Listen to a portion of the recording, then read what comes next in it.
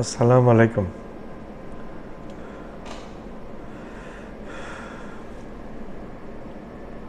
দর্শক, গত পরশুদিনের ব্যারিস্টার ফুয়াদ সাহেবের একটা বক্তব্য শুনছিলাম। আসলে লোকটা এত কম বয়সে এত জ্ঞান রাখে এবং এমনভাবে কথাগুলো বলেছিলেন, আসলে কাকে উদ্দেশ্য করে বলেছিলেন সেটাও আমাদের বুঝতে বাকি ছিল না। সেটা আসলে বুঝাতে চেয়েছেন বিএনপিকে। তো বলে যে উনি বলেছে যে দলের নিজের দলের ভিতরে গণতন্ত্র চর্চা নাই, সে দল আমাদেরকে দেশকে কিভাবে গণতন্ত্র দিবে। যে দলের নেতারা সত্যি বললে সেই নেতারা পদবি হারিয়ে ফেলে, সেই দলের থেকে আমরা কি আশা করতে পারি। ব্যারিস্টার ফুয়াদ সাহেবের আমি অনেক বক্তব্য শুনেছি, ওনার বক্তব্যগুলো কিন্তু অনেক বেশি প্রাঞ্জল এবং রিয়েলিস্টিক এবং যথার্থ বলেন। উনি যেটা সত্যি সেটাই বলেন। তো এই ধরনের মানুষ আসলে খুব কমই হয় যারা এইভাবে সত্যি কথাগুলো তুলে ধরেন। তার মধ্যে একজন ব্যারিস্টার ফুয়াদ সাহেব বিএনপিকে অনেকটা তুলাধুলা করেছেন এবং সত্যি কথাগুলো প্রকাশ করেছেন ব্যারিস্টার ফুয়াদ সাহেব। দেখেন, গত 16 বছর থেকে তারা মোটামুটি প্রিটি কনসিস্টেন্টলি একই দাবি করে আসছে।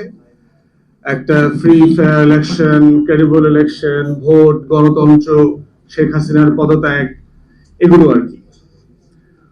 আর দ্বিতীয় অংশীজন যারা ছিল, যারা জুনে ঝটিকার মতো আবাবিল পাখির মতো এসে বাংলাদেশের আকাশ ছুঁয়ে গেছে, সেই কোটি কোটি তরুণদের আকাঙ্ক্ষাগুলো যদি দেখেন তাহলে দেখবেন যে সেটা দেয়ালে দেয়ালে লেখা আছে। তাদের মিছিলে, তাদের স্লোগানে, তাদের চিত্রাঙ্কনে সেগুলো ফুটে উঠেছে।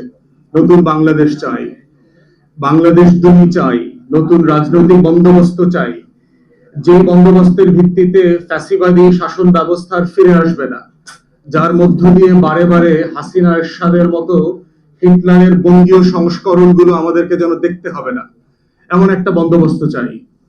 আমি যেহেতু বাংলাদেশের বিভিন্ন জেলাতে সফর করি প্রচুর, আমি দেয়াল লিখনগুলো খুব মনোযোগ সহকারে পড়বার চেষ্টা করি এবং কোন দেয়াল লিখনে আমার চোখে পড়ে নাই যে ছেলে মেয়েরা তরুণরা লিখেছে যে অবিলম্বে নির্বাচন দেন। অতএব এই যে দুটা ডায়ামেট্রিকলি ডিফারেন্ট অ্যাসপিরেশন আমাদের দুটো অংশজনের কাছ থেকে এসছে, এটা কিন্তু বাংলাদেশের সমাজের যে জেনারেশনাল শিফট হচ্ছে এবং একটা সুনামি আসছে আমাদের রাজনীতিতে, এটা খুব পরিষ্কার করে দিচ্ছে। তো সেই জায়গাতে অন্তর্বর্তীকালীন সরকারকে মাথায় রাখতে হবে যে আসলে সে পুরো বাংলাদেশকে ধারণ করতে পারছে কিনা। সে কি পাওয়ারফুল ল্যান্ডলর্ড গ্রান্টদেরকে, লেডিজ এন্ড জেন্টলম্যানদেরকে বেশি প্রেফার করছে, না তারা আগামী দিনের পাওয়ারফুল কোয়ার্টারকেও তারা কেয়ার করছে, তারা কনসিডারেশনে নিচ্ছেন। তো সেই বাস্তবতায় হচ্ছে যে ওসমান কারেক্টলি বলেছে যে নির্বাচনী আলোচনাটা কেমন যেন পুশ করে ফ্রন্টে দিয়ে দেওয়া হয়েছে। সংস্কার, বিচার এবং তারপর অফকোর্স নির্বাচন, এই সরকারের একটা এক্সিট রুটের জায়গায় তো হলো নির্বাচন, এর বাইরে তো কোনো আলাপই থাকতে পারে না।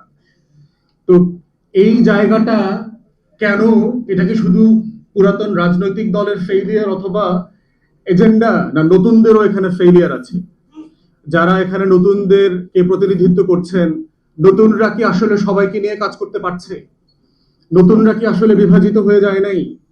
নতুনরা কি অপরায়ণের রাজনীতি করে নাই?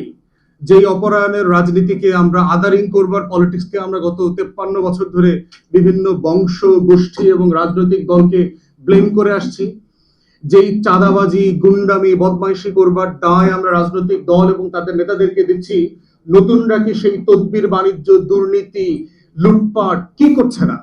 তরুণ উপদেষ্টা যারা হয়েছে তারা কি খুব সৎ জীবনযাপন করছেন? তাদের এপিএসটা কি শত শত কোটি টাকার লেনদেন করছেন না? আমরা কি এগুলো খবর পাচ্ছি না? জানি তো এগুলো। অতএব প্রশ্ন হচ্ছে যে যারা নতুন বন্দোবস্ত চেয়েছিলেন তারাই তো আসলে পুরাতন বন্দোবস্ত ইতিমধ্যে হারিয়ে গেছেন। তো যারা ইতিমধ্যে পুরাতনের কয়লা গায়ে মেখে ফেলেছেন তারা নতুন বন্দোবস্ত দিতে পারবেন কিনা সেই তর্ক তুলতে হবে।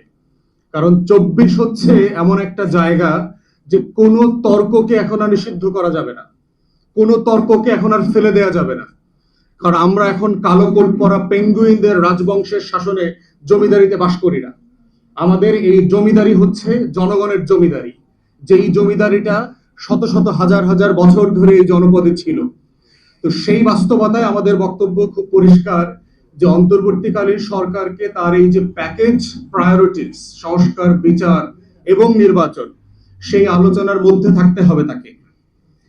দ্বিতীয় কথা হচ্ছে যে আজকের টপিকের আলোচনা যে কোন নির্বাচন আগে হবে, নির্বাচনের আওয়াজ যখন আসবে। দ্বিতীয়ত হচ্ছে এই নির্বাচনের আওয়াজের আগে নির্বাচনের সংস্কার কাঠামোটা আগে আলোচনা করতে হবে নির্বাচনের আগে। কারণ আমরা যেখানে যেখানে সংস্কারের দাবি তুলেছি অথবা তুলব, অথবা যে সংস্কার বাংলাদেশ রাষ্ট্র তুলেছে গত অভ্যুত্থানের মধ্য দিয়ে, সেখানে নির্বাচন একটা বড় জায়গা। আমাদের দলের পক্ষ থেকে, আমাদের পক্ষ থেকে নির্বাচন কমিশনের যারা সংস্কার কমিশনে আছেন তাদেরকে আমরা অনেক পরামর্শ দিয়েছি। স্যাডলি অনেকগুলোই আমরা দেখেছি তারা ইগনোর করেছেন। তারা গত পুরাতন আমলের সেই লুটপাটের ইলেকশনটা জারি রাখার জন্য কিছু কাটপেস্ট প্রস্তাবনা দিয়েছেন।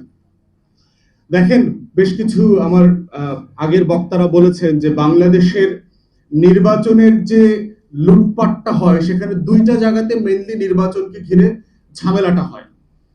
একটা হচ্ছে আপনার প্রার্থিতা বাছাই, আপনি দল কিভাবে কাকে প্রার্থী হিসাবে নমিনেশন দিচ্ছে, এইটা মোটা দাগে একটা বড় জায়গা যেখানে দুর্নীতি, লুটপাট এবং হিউজ হাজার হাজার কোটি টাকার বাণিজ্য হয়। দ্বিতীয় জায়গা হচ্ছে ইলেকশন ক্যাম্পেইন, যে ক্যাম্পেইনটা আসলে কিভাবে অপারেট করা হয়। এখন দেখেন, আমরা সবাই জানি যে একটা ইউনিয়ন পরিষদের চেয়ারম্যান, মেম্বার, উপজেলা পরিষদের চেয়ারম্যান হবার জন্য আপনার কোটি কোটি টাকা দলগুলোকে দিতে হয়েছে এর আগে, এবং এটা যে আগামীতে দিতে হবে না তার কোনো নিশ্চয়তা, চরিত্রের পরিবর্তন আমরা এখনো দেখতে পাচ্ছি না।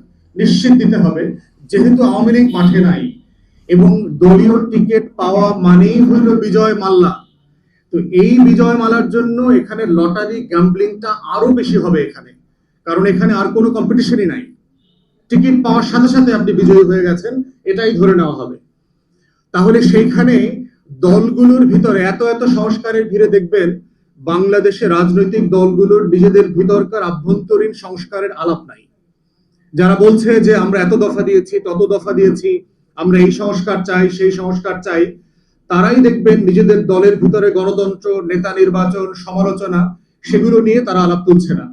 তারা সংবিধানের আর্টিকেল 70 নিয়ে খুবই কনসার্ন, তারা এটা সংশোধন করবেন, কিন্তু তার দলের পাড়ায় পাড়ায়, মহল্লায় মহল্লায় যে হাজারটা আর্টিকেল 70 রয়ে গেছে সেটা নিয়ে তারা কনসার্ন না। তাহলে দলের ভিতরে আর্টিকেল 70 রেখে রাষ্ট্রে, সংবিধানে আপনি আর্টিকেল 70 কিভাবে বদলাবেন? এটা তো সিম্পল প্র্যাকটিক্যাল না। দলের ভিতরে যারা গণতন্ত্র চর্চা করেন না তারা রাষ্ট্রের ক্ষমতায় কিভাবে, রাষ্ট্রকে কিভাবে গণতন্ত্র দেবেন? দলের ভিতরে যারা সমালোচনাকে নিতে পারেন না, নেতা কর্মীরা একজন আরেকজনকে সমালোচনা করে ওই দলে পদে থাকতে পারে না, তারা কিভাবে রাষ্ট্রে গিয়ে সমালোচনার স্পেস দিবে, বিরোধী দলের বিরোধী মতকে অ্যাপ্রুভ করবে, অ্যাকোমোডেট করবে? দলের ভিতরে থেকে যারা লুটপাট, চুরি, চামারি, দুর্নীতি বন্ধ করতে পারছেন না ক্ষমতায় যাবার আগেই, তারা ক্ষমতায় গিয়ে কিভাবে রাষ্ট্রের ভিতরে দুর্নীতি, চুরি, চামারি, লুটপাট বন্ধ করবেন? তাহলে এই যে মোটা দাগে নির্বাচনকে কেন্দ্র করে দলের আভ্যন্তরীণ সংস্কার দরকার, সেই আলাপটা মোটা দাগে বড় কোনো রাজনৈতিক দল করছে না। আমার চ্যানেলটা লাইক করবেন, সাবস্ক্রাইব করবেন, শেয়ার করবেন, বেল আইকনটা প্রেস করবেন। সাবস্ক্রাইব করতে ভুলবেন না। সাবস্ক্রাইব করলে আমি একটু সাহস পাবো এবং উত্তর নতুন নতুন ভিডিও আপনাদের কাছে উপস্থাপন করতে পারবো।